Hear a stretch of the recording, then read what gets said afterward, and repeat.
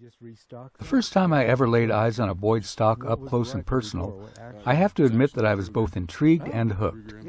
A buddy of mine brought his newly restocked Ruger up to our Idaho deer camp, and after 5 minutes of holding that beautiful chunk of wood, I knew that I was going to have to try one for myself. So a couple of months after the hunting season was over, I ordered not only one, but two new Boyd stocks for two of my rifles, a Ruger Hawkeye Model 77 and 270 Winchester, and a Savage 110 and 300 Winchester Magnum, both with synthetic stocks. Because spring bear season was only about a month away, I decided to tackle the Savage first. This heavy-barreled Model 110P was a rifle I had previously used in my law enforcement career, and after retiring last fall, my goal was to use its inherent accuracy and magnum power to transform it into a viable long-range bear rifle. For this build, I chose a Boyd's Heritage stock in forest camo laminate with full coverage fleur-de-lis checkering, done in a fish scale pattern, a set of Savage action screws sized to fit the new stock, and a custom-fit 1-inch limb saver pad to help soak up some of that 300 Magnum recoil. Disassembly of the factory synthetic stock was easy, and I had it off my rifle in just a couple of minutes with the help of my Tipton gun vise.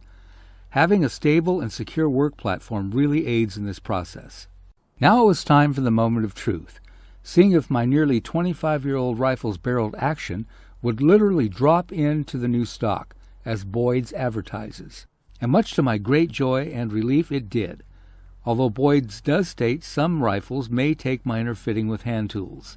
My particular Savage was not one of them. Now I only had one more possible issue to address, making sure that the bolt would fit. And as you can see, it mated with the new stock perfectly, with absolutely no interference or binding of any sort. To say that I was thrilled with my new bear rifle would be an understatement.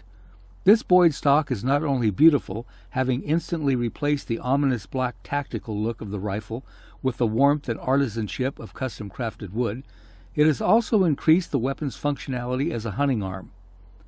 The slightly raised Monte Carlo comb of the Heritage stock now brings my eye instantly to my scope, and the free-floated barrel will no doubt keep this gun shooting those sub-MOA groups just as it always has. The entire process from beginning to end took me less than 30 minutes, and for far less money than I would have imagined. I now have a beautiful-looking new rifle, who still feels like a familiar old friend.